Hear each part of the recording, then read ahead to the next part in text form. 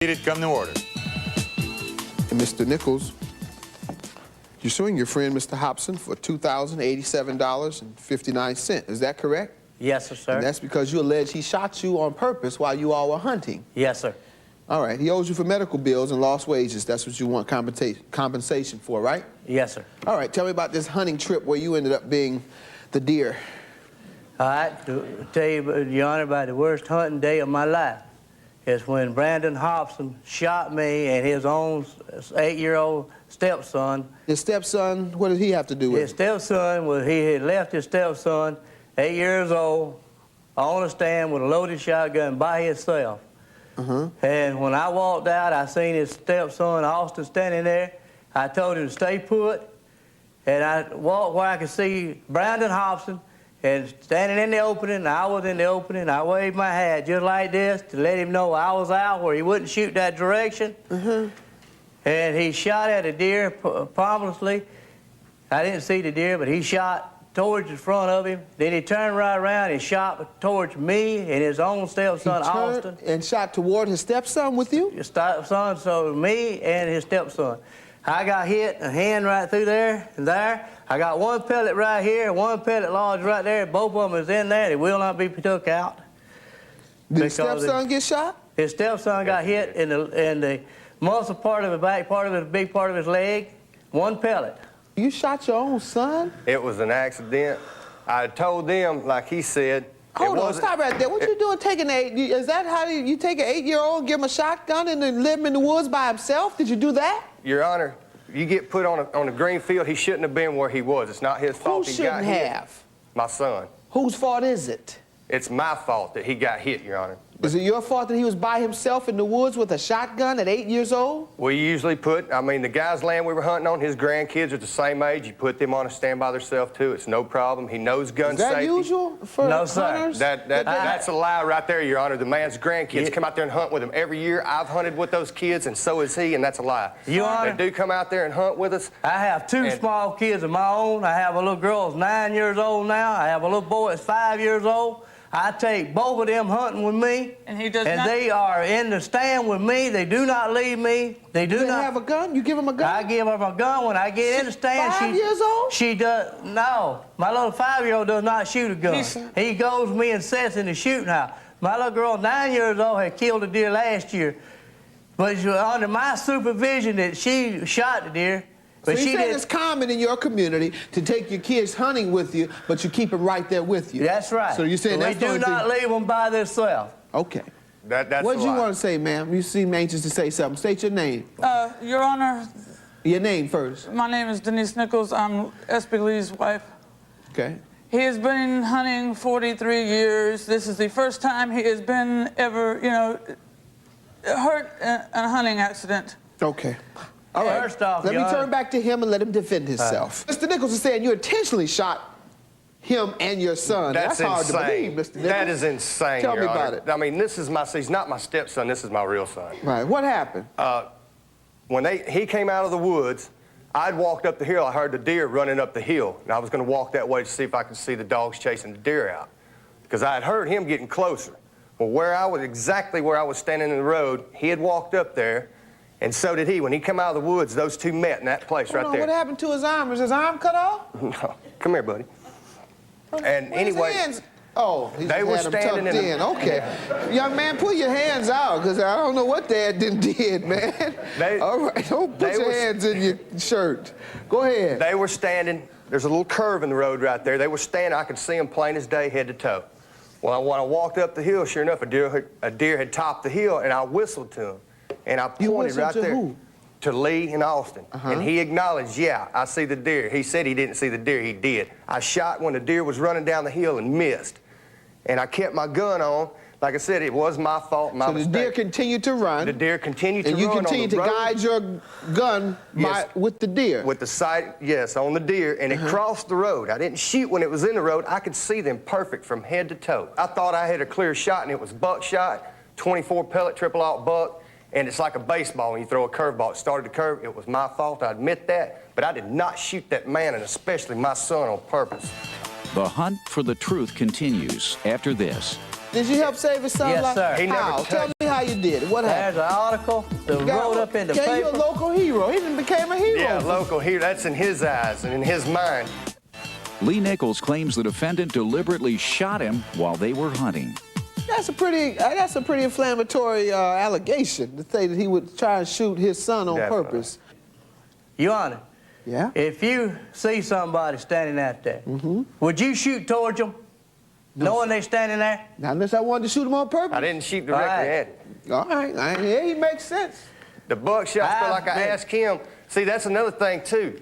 When I asked him, I said, Lee, you know, everything was fine. I told that man I was sorry at least 100 times. Did I he felt tell you he was terrible. sorry? He told me he was sorry. I felt terrible. But that about don't pay hurting that these man. doctor bills. And That don't pay me a salary for my time I was off from hurt. It's a good point. Sorry don't pay no bills. Hey, but I have proof that I was, too, at the point. Did you offer to pay them bills? Yes, sir, I did. He said he offered to pay. Okay. Your Honor, you look at these bills that I want to enter in evidence, and you tell me how much of it's been paid. All right. You tell me how much you gave him. Approximately $508, Your Honor. I have the statements right here of the bills that I have paid. Go ahead. What are you going to say now? The game warden and the sheriff's department told him both that he was liable for my doctor bills and my lost salary from work. That's the only reason he's trying to pay them. No, that's not their jurisdiction to tell people that you owe them money in any form or fashion. Well, if the sheriff might happen to know the law a little or think he knows the law, well, that's not the case. As a matter of fact, the day after it happened, I heard that these two here were telling people that they don't know I know that they were going to sue me. That's the reason why I had them sign them receipts, those money orders, right there from the beginning. I recorded every phone conversation we had. I documented it. I missed 1 week of paying him. He said, that's a lie, right? Well, and I was like, no, how can you figure that? He said, well, I'm going to tell you like it is. You're just trying to flim-flam me. I said, no, I'm going to tell you like it is, Lee. I said, now that you speak in your mind, I'm going to tell you like when you said you saved my son's life, you never touched him. He claims that's why I asked him, when it hit you in the eye and in the hand, and it hit him in the leg, that must have spread out a lot. He says, no, when I grabbed the boy and pulled his leg up in the air is when the pellet hit him. And at the time I believed that, I was in shock over the whole thing. And then I got to talking to Austin one day. I said, Austin, you know, when Lee grabbed you and that pellet hit you in the leg, he said, Lee didn't touch me, Daddy. Did you help save his son's life? Yes, sir. He never Tell me how you did it. What happened? There's an article that wrote up in the paper. You're a local hero. He done became a hero. Yeah, local hero. That's in his eyes and in his mind. Your Honor, right here, I can show you his leg. If he would have shot him in the leg when that pellet hit him in the leg. It's in his mind that he saved your son's life. The newspaper said he actually still... He never touched him, Your Honor. I don't care what that paper says. This boy right here wouldn't lie to me. What happened, man? Let me hear from him. How did you save his son's life? Because that's not nice at all, between his son and him. You stood between his son I stood between him and his son. I would have got shot if I hadn't went over there. Then you took a bullet for his son, in other words. I took these bullets for his son. If that was the case, I'd never say a word about it. I didn't realize... How do you know? Because you sounded ungrateful. This boy right here, well, I'm not grateful, Your Honor, the whole because of the town fact... think he took a bullet from your son. Well, that's what he said, and at the time, I believed that until I talked to my son. Let me ask your son. Let your son talk. Did he save your son? What's your name? State your name. Austin Macon. All right, Austin. Did Uncle Nicholes save you? No, sir. He never even touched me, Your Honor. Ooh. Was Mr. Nicholes standing away from you and then run towards you when the shot came? Was he in front of me? Yeah. No, Did he run to stand in front of you? He was to the side of you? When you were hit with the bullet, he was nowhere close to you? He wasn't close enough to be in front of me at all. He's talking very clearly, Mr. Nicholes. I hope you didn't get this hero status I was in front of him. No, sir. I could see him when I shot, Your Honor. He even came to the job site I was on, Your Honor, and told the people there that I shot him on purpose, tried to kill him, and he was going to have my hunting license revoked, and he was going to sue me for thousands. That's a lie, That's a lie, Your Honor. No, I have a written statement right there from the man that he delivered the lumber to. I hope y'all getting along. Y'all gonna be able to get along because y'all got all these guns, and the way y'all sound, it don't sound very productive for you all to have these guns. Your Honor, this man does not know the pain and anguish that Lee and I and our children are going through. Let me tell you about the worst, most terrifying telephone call I ever got in my life. Your Honor, when I got to the hospital in the emergency room, he come up to me and he put his arms around me and said he was sorry, and that's it. as far as what he spoke to me. Well, And some people might not know the right thing to say, but at least he said he was sorry, man. Like I'm saying, he does not know the pain and anguish that Lee and I have been going through. All right, he's given me all the damages you all have suffered. I'm going to calculate them. I'll be back. Will the defendant's bad aim cost him a bundle? The verdict when we return. We were separated when I started to date. Well, that's not true. We were still married.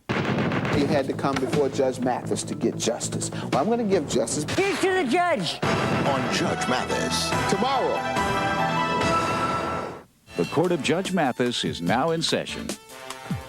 Once again, Mr. Nicholes, you're suing your friend, Mr. Hobson, for $2,087.59, and that is because he allegedly shot you on purpose, you think. I don't think he did it on purpose while you all were hunting. I think it was negligent, however, because he shot you and he shot his son accidentally.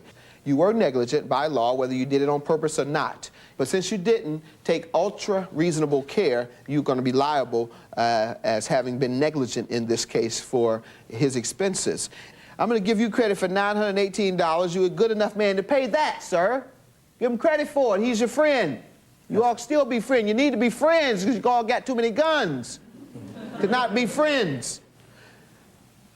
I'm going to give you the remaining balance that you have proven for your medical and your lost wages. The remaining balance I calculated was $1,987.59. That's my judgment. I hope you all going to be friends again. Yes, sir. No problem. Very good. All right, have a good day. I'm sorry it did happen, because I could have died and my kids would never seen their father no more. I feel terrible about it. I never meant to hurt that man or my son. I mean, there's not very many people in this whole world that can say they shot their own son. You know, it's terrible.